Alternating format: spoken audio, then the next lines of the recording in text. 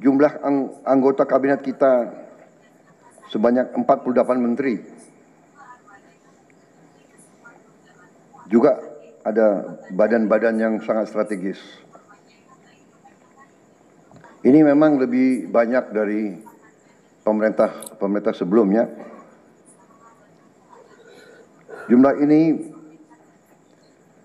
saya sadari memang bisa dianggap tergolong besar. Oke. Tapi memang bangsa kita bangsa yang besar. Oke, Pak. Siap. Kita tidak dapat pungkiri bahwa kita negara keempat terbesar di dunia dari jumlah penduduk. Dari luas wilayah, kita luasnya sama dengan Eropa Barat. Di mana Eropa itu terdiri dari 27 negara. Kita satu negara.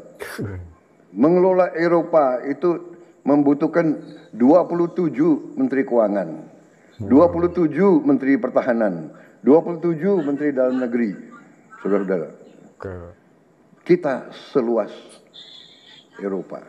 Ini saya minta menteri-menteri sekarang, mari kita lebih berani, mari kita lebih tidak ragu-ragu. Yakin. Untuk memberi pelayanan yang terbaik kepada rakyat kita. Jangan ragu-ragu kalau saudara tidak puas dengan pejabat-pejabat di bawah Anda, laporkan, segera kita ganti. Segera ganti. Begitu banyak orang yang mau mengabdi. Tidak ada orang di sini yang kebal, yang tidak patuh, tidak bekerja keras untuk bangsa dan negara dan rakyat. Saudara saya beri wewenang, copot segera. Suruh tinggal di rumah aja. Semangat. Daripada bikin susah kita. Siap. Keren. Saudara-saudara sekalian. Assalamualaikum warahmatullahi wabarakatuh. Kembali lagi di channel Kambas LJ. Kali ini kita akan menyajikan video Presiden Prabowo dan Wakil Presiden Mas Gibran Raka Buming Raka di sidang Kabinet Paripurna yang pertama atau yang perdana di kantor kepresidenan. Pak Prabowo akan memberi arahan dan juga memberi bimbingan untuk Kabinet Merah Putih. Oke, langsung aja kita gas. Sangat terukur, guys. Wow. Presiden Republik Indonesia dan Wakil Presiden Republik Indonesia memasuki ruang sidang. Pak Prabowo ini, guys, memasuki ruang sidang paripurna untuk pengarahan para kabinet dan juga menteri-menterinya, guys. Bisa tidak blunder, Mas. Oke. Pak Prabowo keren, guys. Indonesia emas, semoga tercapai nanti ya. Pak Listio guys, ada juga Kapolri Pak Luhut. Siapa ini? Semoga keren.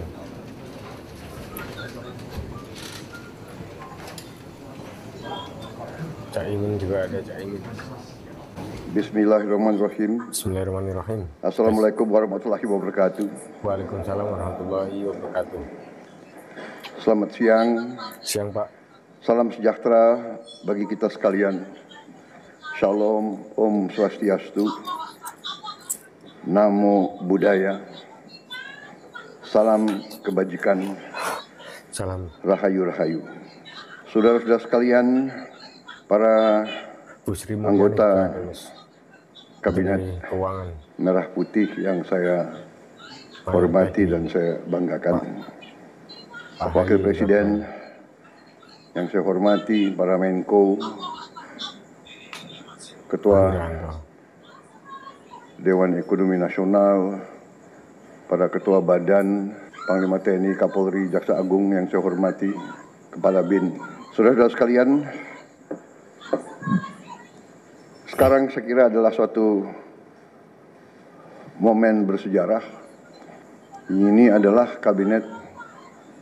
sidang kabinet paripurna pertama yang saya pimpin. Kabinet yang kita sepakati, kita beri nama Kabinet Merah Putih. Oke, siap Pak. Untuk menjadi suatu simbol persatuan, simbol kebersamaan, simbol kebangsaan.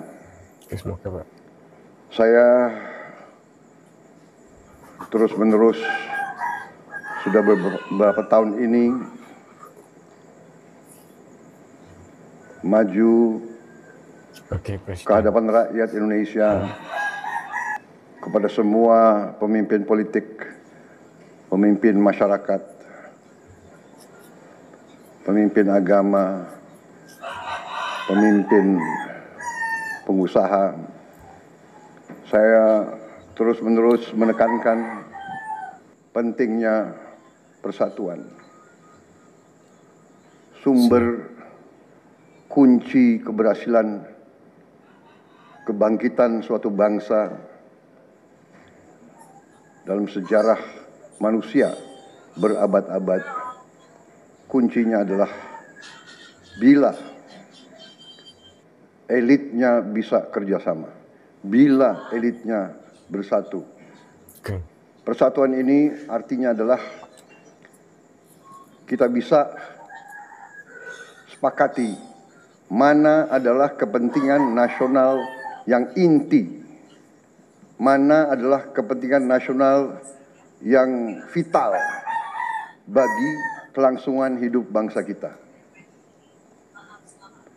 Kita masing-masing punya kepentingan politik masing-masing. Kita masing-masing punya kepentingan kelompok masing-masing. Tapi manakala kita sudah bicara tentang bangsa dan negara, kita harus sepakati kepentingan nasional yang vital. Saya meyakini bahwa kepentingan nasional vital kita tentunya harus kita sepakati adalah kemerdekaan dan keutuhan NKRI. Harga mati ya, siap. Keutuhan Negara Kesatuan Republik Indonesia.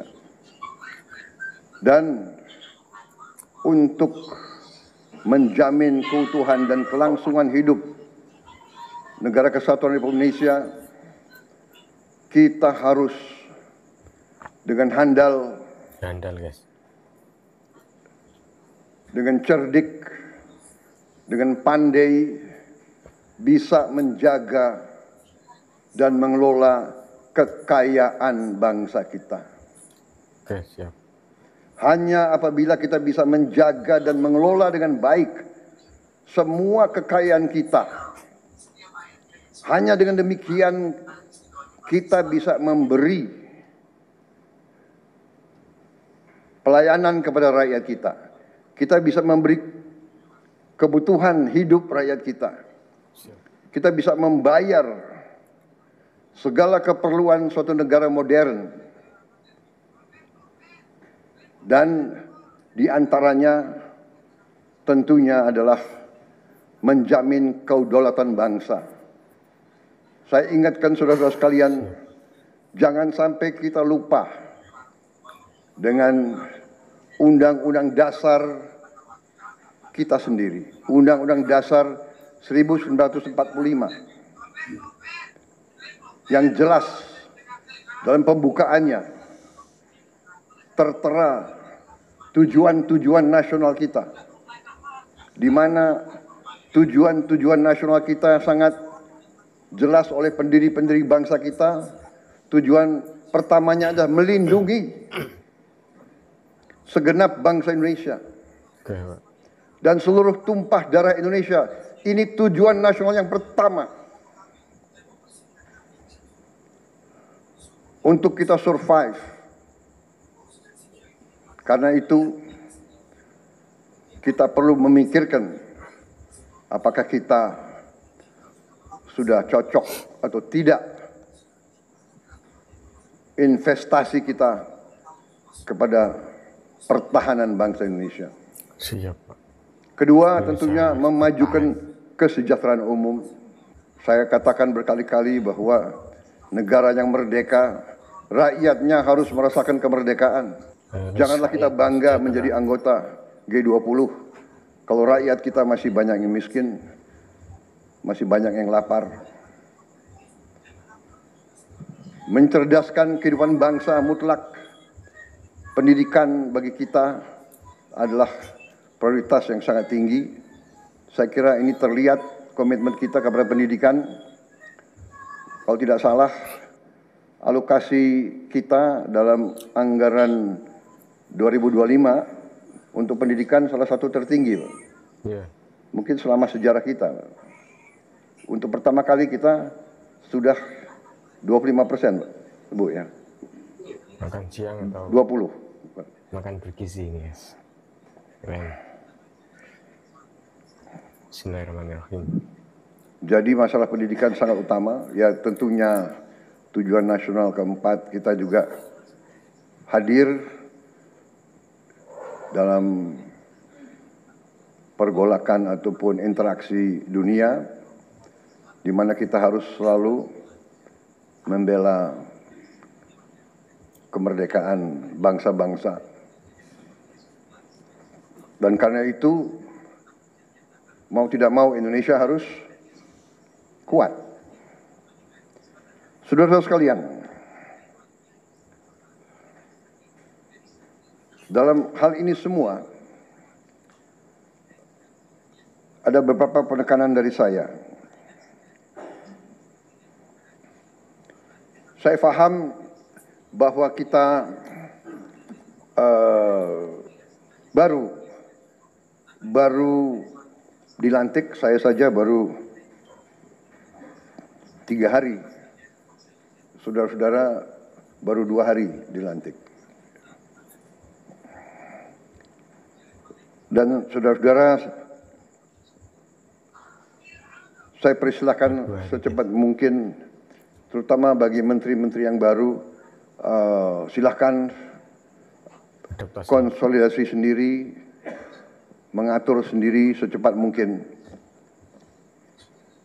administrasi saudara dan tim saudara di kementerian dan badan masing-masing. Penyusunan tim sangat penting. Harus cepat. Tim yang baik, tim yang bisa kerjasama akan memudahkan kita mencapai target-target yang kita tentukan. Saudara-saudara, saya sangat mengutamakan kerjasama sebagai tim. Untuk itu, dalam waktu dekat, saya akan mengajak saudara-saudara ke Magelang, di mana kita akan melaksanakan beberapa hari menambah pembekalan. Kemudian kita akan adakan koordinasi di tempat di Magelang, Jawa Tengah, di kawasan Akademi Militer. Hal itu saya nilai bahwa akan membawa banyak manfaat. Semoga karena sesungguhnya lahirnya Republik kita memang proklamasi di Jakarta, tetapi ujian proklamasi berada di daerah-daerah di mana pejuang-pejuang kita melaksanakan perebutan kemerdekaan secara fisik. Ya, Pak, secara fisik. Dan daerah Magelang merupakan suatu sentra perlawanan kita terhadap penjajah mulai ratusan tahun, dikenal sebagai daerah perjuangannya Pangeran Diponegoro di antara 5 gunung. Itu saya kira cukup membawa suatu aura tradisi keberanian, tradisi heroisme, tradisi cinta tanah air. Tradisi. Saudara-saudara sekalian, jumlah anggota kabinet kita sebanyak 48 menteri. Juga ada badan-badan yang sangat strategis. Ini memang lebih banyak dari pemerintah sebelumnya. Jumlah ini saya sadari memang besar. bisa dianggap tergolong besar. Oke. Tapi memang bangsa kita bangsa yang besar. Oke, Pak. Siap. Kita tidak dapat pungkiri bahwa kita negara keempat terbesar di dunia dari jumlah penduduk. Dari luas wilayah, kita luasnya sama dengan Eropa Barat. Di mana Eropa itu terdiri dari 27 negara. Kita satu negara. Mengelola Eropa itu membutuhkan 27 menteri keuangan, 27 menteri pertahanan, 27 menteri dalam negeri. Saudara-saudara, kita seluas Eropa. Saudara-saudara sekalian, kita juga memilih sistem politik demokratis. Kalau kita negara otoriter, mungkin kita cukup menjalankan semua dengan jumlah penduduk yang sedikit. Jadi saudara-saudara, ini tidak masalah. Yang penting kita bekerja dengan efisien. Yang penting kita tidak bekerja dengan seenaknya. Oke, Pak, siap. Saya minta Menteri Keuangan, saya minta semua Menko, saya minta semua menteri telusuri lagi alokasi APBN. Pelajari lagi DIPA, pelajari lagi. Saya minta detail. Kegiatan-kegiatan yang terlalu seremonial, terlalu banyak seminar, terlalu banyak rapat. Sarasehan, terlalu banyak konferensi, terlalu banyak perjalanan luar negeri, mohon dikurangi. Kita harus memberi contoh. Fokus kita adalah pembangunan ekonomi, kesejahteraan rakyat ke dalam. Jangan mengada-ada. Studi banding, belajar pramuka ke negara lain. Ya. Saya minta efisien. Saudara-saudara, kalau saudara perhatikan dalam pemerintahan yang saya bentuk, saya perkuat kepala staf kepresidenan. Saya perkuat itu. Saya ada tambah lagi Badan Pengendalian Pembangunan dan Investigasi Khusus. Khusus nih, guys. Investasinya. Tugas mereka adalah memonitor semua program, semua proyek yang kita akan lancarkan. Saya juga membentuk suatu badan baru. Badan Percepatan Pengentasan Kemiskinan. Badan ini akan mempelajari, akan mengikuti semua program-program perlindungan sosial, semua program-program bantuan ke bagian golongan rakyat yang masih perlu bantuan, intervensi. Bukan saya ingin mencampuri pekerjaannya kementerian-kementerian, tidak. Tapi saya ingin membantu. Di mana ada bottleneck, di mana ada kesulitan, segera kita atasi. Marilah kita jujur mengakui bahwa birokrasi di kita sangat terkenal. Sangat terkenal. Ribetnya.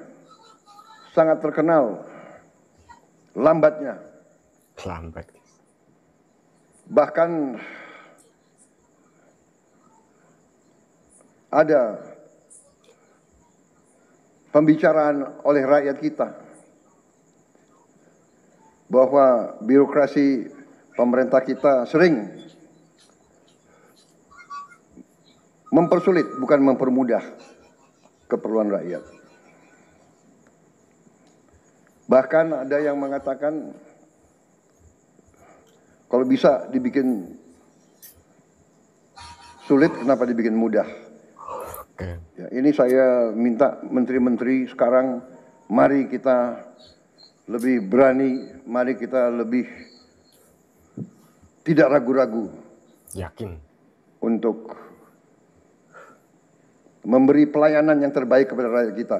Jangan ragu-ragu kalau saudara tidak puas dengan pejabat-pejabat di bawah Anda, laporkan, segera kita ganti. Segera ganti. Begitu banyak orang yang mau mengabdi. Tidak ada orang di sini yang kebal, yang tidak patuh, tidak bekerja keras untuk bangsa dan negara dan rakyat. Saudara, saya beri wewenang, copot segera. Suruh tinggal di rumah aja. Semangat. Daripada bikin susah kita. Siap. Keren.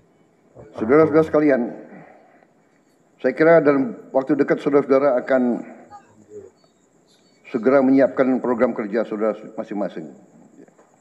Saya beri kesempatan segera, dan sewaktu-waktu terus saya akan panggil koordinasi. Tadi pagi sebelum sidang kabinet saya sudah koordinasi sama beberapa menteri, dengan Jaksa Agung, dengan BPKP, dan besok pun kita akan lanjutkan. Ada beberapa pengarahan dari saya, Menteri Bappenas, pastikan semua program dan kegiatan di semua kementerian lembaga mempunyai kontribusi yang signifikan, terukur, dan saling bersinergi. Sangat terukur. Pelajari kembali semua proyek. Jangan ada proyek yang mercusuar.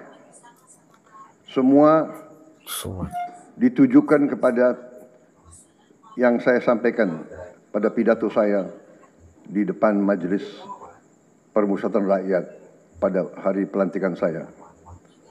Kita harus swasembada pangan. Itu prioritas dasar karena situasi global. Perang besar bisa pecah setiap saat. Iya Pak, wow, ini mengerikan Pak. Kita harus jamin kemampuan kita memberi makan rakyat kita sendiri. Swasembada energi mutlak. Kita bersyukur kita punya sumber alam yang sangat besar. Kita sekarang tidak boleh ragu-ragu memanfaatkannya sebaik-baiknya. Hilirisasi kunci daripada kemakmuran.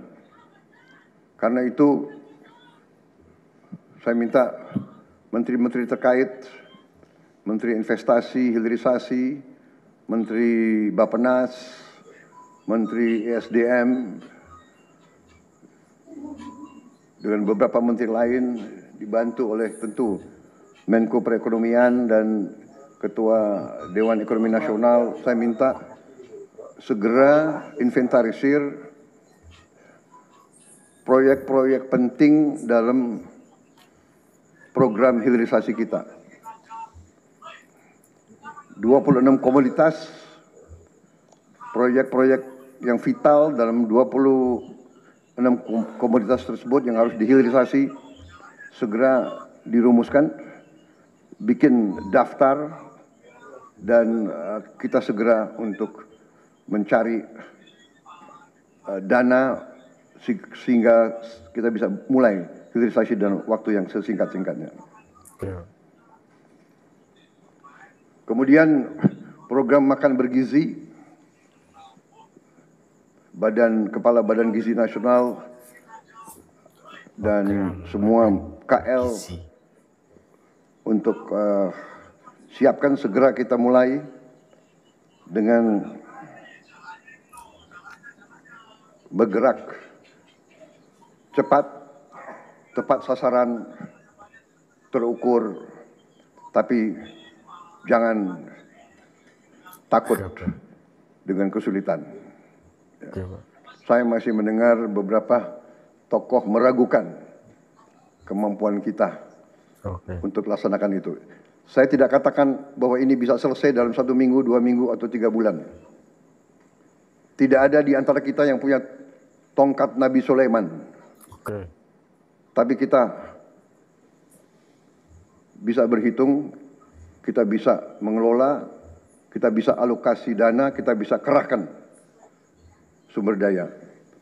Dan kita akan mencapai target yang kita tentukan. Oke, Pak. Saya hakul yakin, saya pertaruhkan kepemimpinan saya. Bagi saya, makan bergizi untuk anak-anak dan ibu hamil ini adalah strategik. Yang tidak mendukung hal ini, silakan keluar dari pemerintah yang saya pimpin. Wah, keren. Keras. Kita satu Gas tim, terukur. harus yakin semuanya. Ini bagian daripada rencana kebangkitan bangsa Indonesia. Oke, Pak. Bismillahirrahmanirrahim. Dan sesudah itu, tentunya yang saya katakan pendidikan sangat mutlak.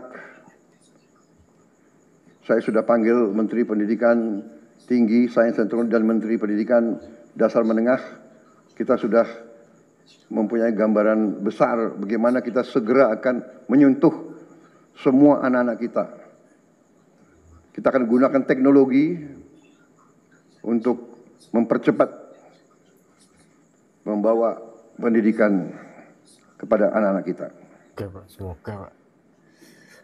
Dan ini sesudah itu tentunya kesehatan juga penting. Sangat penting, Pak, kesehatan, Pak. Demokratisasi yang paling cepat, yang paling dirasakan oleh rakyat adalah pendidikan dan kesehatan. Kalau kita bisa memberi pendidikan yang terbaik untuk anak-anak kita, kesehatan yang memadai untuk seluruh rakyat kita, itu adalah demokrasi yang sebenarnya. Saudara-saudara. Menteri Kesehatan, teruskan reformasi kesehatan, atasi kekurangan dokter dan tenaga kesehatan. Kita punya program khusus, Bangkit, Pak. nanti kita bahas tersendiri. Ini semua harus ditopang oleh pertahanan yang kuat, penegakan hukum yang tidak ragu-ragu. Saya minta Jaksa Agung, Kapolri, BPKP, Badan Intelijen Negara fokus Guys. ancaman yang berat bagi kita, judi online, narkoba, penyelundupan, Narkoba, guys. penyelewengan, korupsi, kebocoran. Hanya dengan penegakan hukum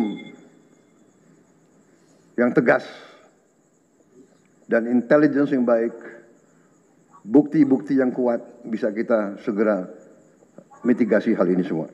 Oke. Alhamdulillahirabbil alamin.